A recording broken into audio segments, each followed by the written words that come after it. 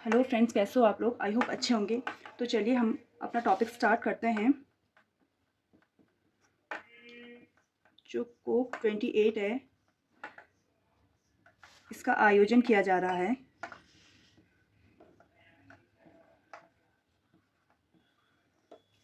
तो इसका जो आयोजन हो रहा है वो हो रहा है यूएई में, संयुक्त अरब अमीरात में हो रहा है इसका आयोजन। ठीक है, इससे पहले जो कोप 27 हुआ था ये 2023 में होगा। 27 का हुआ था, ये मिस्र में हुआ था। ठीक है, जिसे आप इजिप्ट भी कहते हैं। और ये हुआ था 22 में। ठीक है, तो ये मिस्र के शर्म अल शेख में हुआ था। ठीक है, तो आप इसको नोट डाउन कीजिए। जो ये COP है, ये है क्या? ये है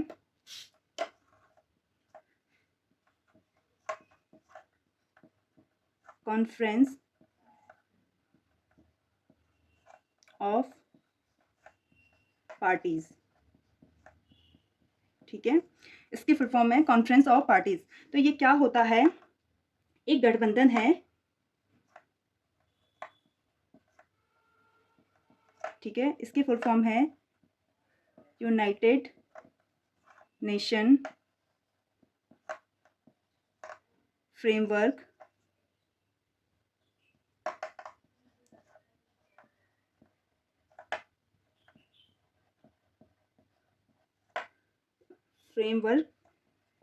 कन्वेंशन ऑन क्लाइमेट चेंज।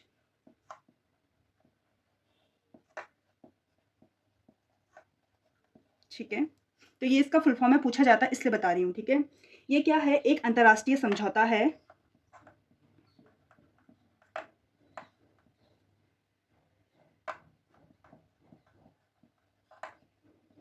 ये एक अंतर्राष्ट्रीय समझौता है। ठीक है, जिसका मुख्य उद्देश्य है, जिसका गठन किया गया था 1992 में, जून में। ठीक है, इसका गठन किया गया था। ये एक समझौता है जिसका उद्देश्य है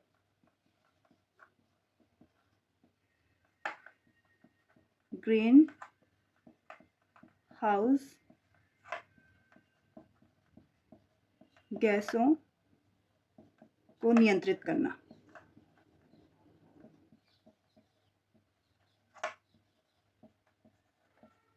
ठीक है, इसका मुख्य उद्देश्य ग्रीन हाउस गैसों को नियंत्रित करना है। ठीक है, ये समझौता 1992 में हुआ था और जो लागू हुआ था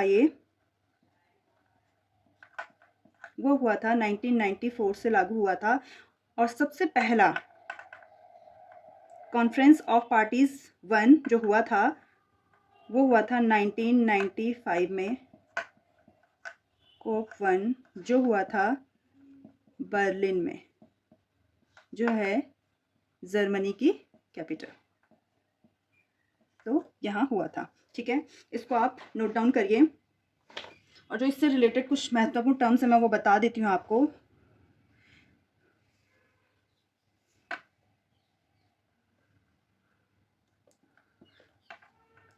ये 2002 में, यानी कोप 8 ये हुआ था भारत में, और ये हुआ था न्यू दिल्ली में। ठीक है, नई दिल्ली में हुआ था। तो चलिए इसको आप नोट डाउन कीजिए या आप स्क्रीनशॉट ले लीजिए इसका, फिर मैं इससे आगे बताती हूँ आपको। तो आपने ले लिया होगा स्क्रीनशॉट, तो मैं इसे इरेज कर देती हूँ।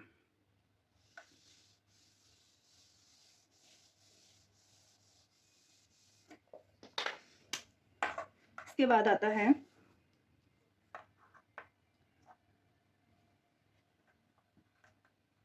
अगरतला से अखौरा रेल प्रोजेक्ट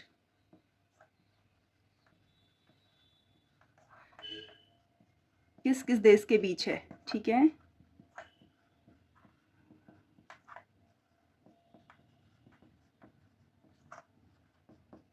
तो ये है आपका भारत और आपका पड़ोसी देश बांग्लादेश, ठीक है, बांग्लादेश के बीच में है, ठीक है। इसमें क्या था, पहले जो कोलकाता से वेस्ट उत्तर पूर्व के लिए जो सामान का सप्लाई होता था वो बहुत लंबे रूट से जाना पड़ता था, जलपाईगुड़ी से होकर के जाना पड़ता था। लेकिन अब इनके बीच में जो रेल प्रोजेक्ट हो रहा है उसके थ्रू अब जो नॉर्थ ईस्ट के लिए जो रास्ता होगा वो क्या हो जाएगा, बहुत कम हो जाएगा और बहुत कम समय में वहाँ सामान पहुँचाया जा सकता है, ठीक है। तो जो बांग्लादेश है, बांग्लादेश की कैपिटल तो आपको पता ही होगी, बताई थी मैंने आपको प्रीवियस क्लास में कि टका है, सॉरी ढाका है, और इसकी जो मुद्रा है वो टका है। तो आज यहाँ पे जो इनके यहाँ के जो पीएम हैं, प्रधानमंत्री है, वो हैं शेख हसीना जी हैं, ठीक है। यहाँ के जो राष्ट्रपति हैं, ये अभी हाल में ही नए राष्ट्रपति बने हैं यहाँ पे, तो इनका नाम है मोहम्मद शहाबुद्दीन चुप्पू, ठीक है। तो ये यहाँ के राष्ट्रपति हैं। तो चलिए आप इसको नोट डाउन कीजिए, फिर हम आगे चलते हैं।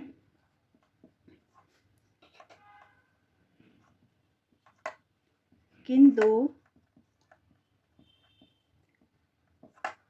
शहरों को यूनेस्को क्रिएटिव सिटीज़ में शामिल किया गया है, ठीक है। सिटीज़ नेटवर्क में शामिल किया गया है, ठीक है। तो वो जो दो शहर हैं वो हैं, एक है ग्वालियर, ठीक है, यह है एमपी में, और जो दूसरा है वो है कोझिकोड, ये है केरल में, ठीक है। इनको क्रिएटिव सिटीज़ के नेटवर्क में शामिल किया गया है। तो ग्वालियर को किस क्षेत्र के लिए किया गया है, तो ये किया गया है संगीत के क्षेत्र में किया गया है। आपको पता होगा कि जो हमारे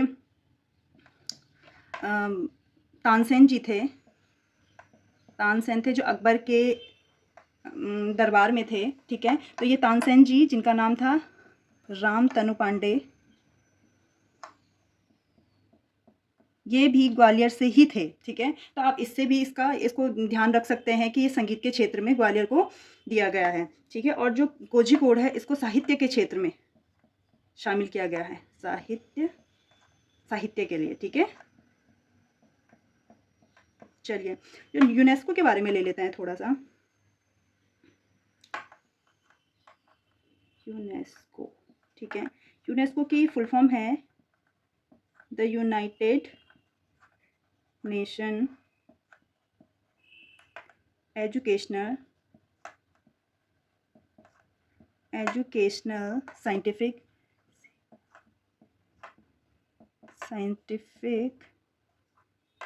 एंड कल्चरल ऑर्गेनाइजेशन,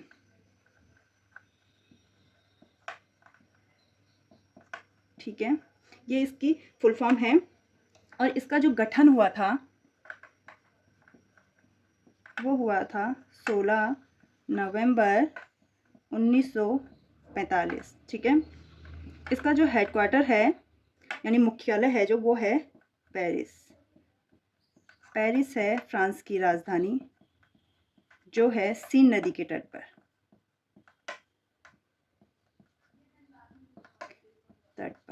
ठीक है। और पेरिस जो है ये बहुत बड़ी फैशन नगरी भी, इसको फैशन नगरी के नाम से भी जाना जाता है। तो आप इसको नोट डाउन कीजिए। और इसके जो यूनेस्को के जो डीजी हैं, डायरेक्टर जनरल हैं, वहाँ पे स्पेस नहीं है, मैं यहाँ पे लिख रही हूँ।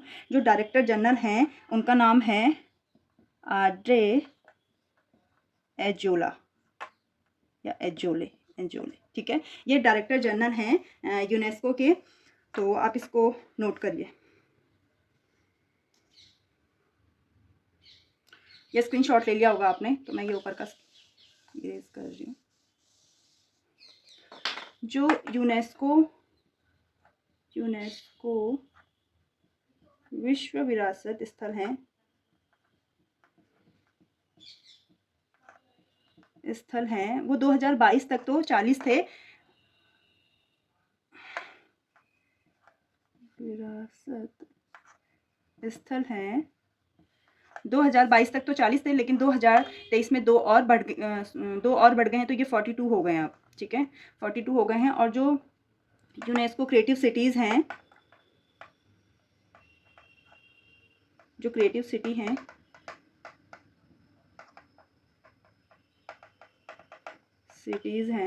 ये पहले 6 थी, अब ये 2 और शामिल हो गई हैं, तो अब ये 8 हो गई हैं। ठीक है, तो आप इसको भी अच्छे से लिख लीजिएगा। और यूनेस्को में जो अभी सदस्य देश हैं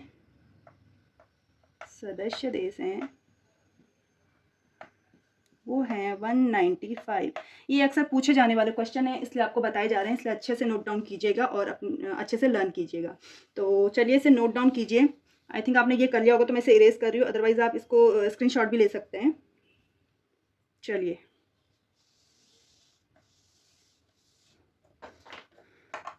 अब है भारतीयों को बिना वीज़ा यात्रा करने की सुविधा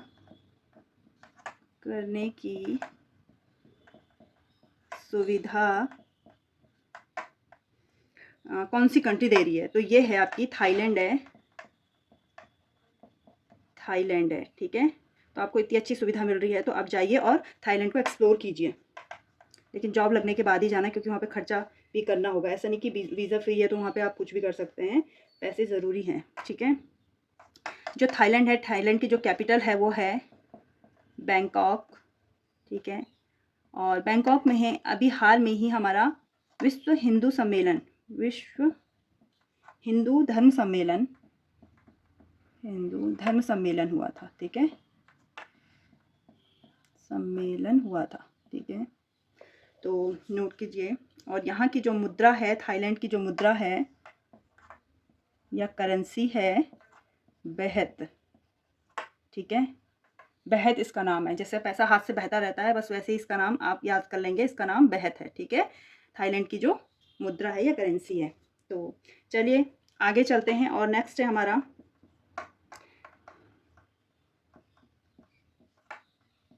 किस राज्य ने गिग श्रमिकों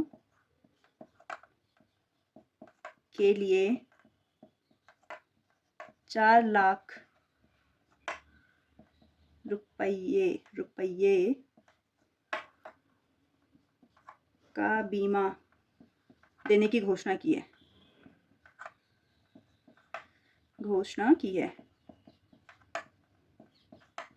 तो ये है कर्नाटका।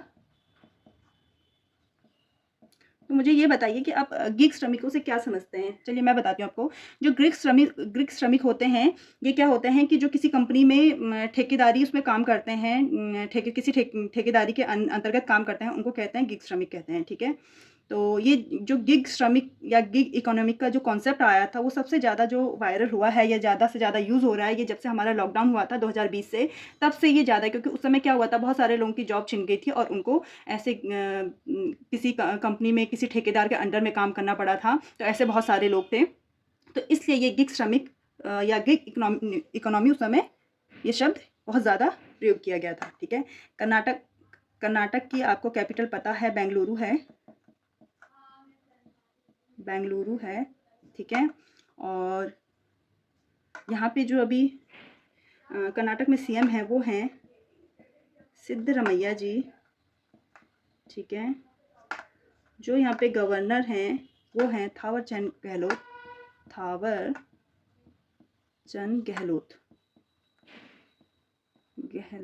ठीक है, तो आप इसको नोट डाउन कीजिए या स्क्रीनशॉट लीजिए, जो आपको कंफर्टेबल लगता है।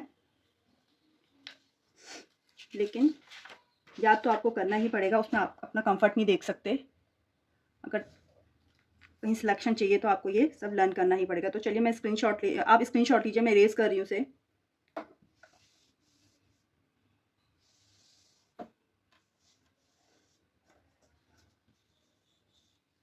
चलिए, तो एक है सेफ चैम्पियनशिप,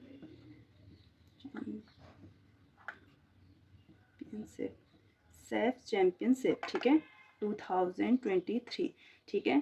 तो इसका जो आयोजन था, ठीक है, ये हुआ था आपके प्यारे भारत में, हमारे प्यारे भारत में हुआ था, ठीक है। कहीं आप लोग बोल लीजिए कि ये आपका प्यारा भारत नहीं है जो आप ये बोल रहे हो, तो इसलिए मैंने बोल दिया हमारे प्यारे भारत में, ठीक है। इस जो विजेता था वो भी हमारा भारत ही था, और भारत ने किसे हराया था, यानी उप विजेता जो था, उप विजेता जो था वो था कुवैत, ठीक है।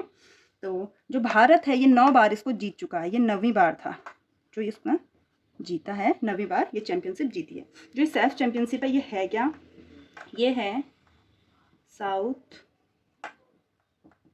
एशियन फुटबॉल फेडरेशन, ठीक है। साउथ एशियन फुटबॉल फेडरेशन है ये, ठीक है, दक्षिण एशिया फुटबॉल महासंघ, ठीक है। तो इसकी जो स्थापना हुई थी, इसका गठन हुआ था जो, वो हुआ था 1997 में गठन हुआ था इसका, इस महासंघ का, ठीक है। और इसका जो हेडक्वार्टर है वो है ढाका में, ठीक है। और उसको जो स्थापना मतलब गठन किया था उसमें इंडिया था, पाकिस्तान था, श्रीलंका था, बांग्लादेश, चल मैं लिख लेती हूँ, है ना। संस्थापक सदस्य, संस्थापक सदस्य, ठीक है। तो जो संस्थापक सदस्य थे सेफ चैंपियनशिप के वो थे अपना प्यारा भारत, पड़ोसी पाकिस्तान, अफगानिस्तान, अफगानिस्तान नहीं, बांग्लादेश, ठीक है, श्रीलंका, नेपाल और मालदीव,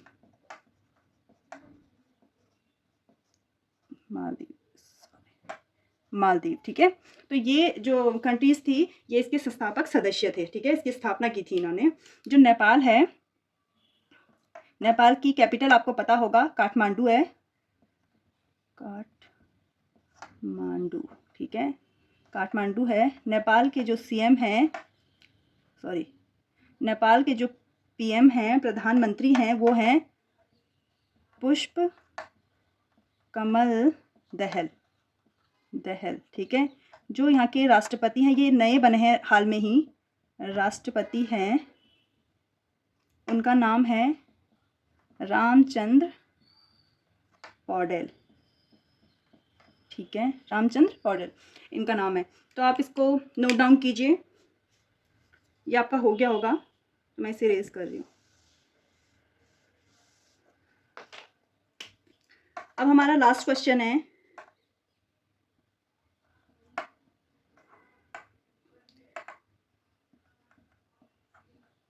थिन प्लास्टिक बैग्स पर प्रतिबंध, पहला देश जिसने, यहाँ पे आप लिख लीजिएगा पहला देश, ठीक है, पहला ऐसा देश जिसने थिन प्लास्टिक बैग्स पर प्रतिबंध लगाया है, तो ये है हमारा न्यूजीलैंड, ठीक है। इसने क्या किया है, जो थिन प्लास्टिक बैग होते हैं उन पे प्रतिबंध लगा दिया है। इसकी जो कैपिटल है वो है वेलिंगटन इसकी कैपिटल है। और यहाँ पे जो पीएम हैं ये भी नए बने हैं, उनका नाम है क्रिस हैपकिंस,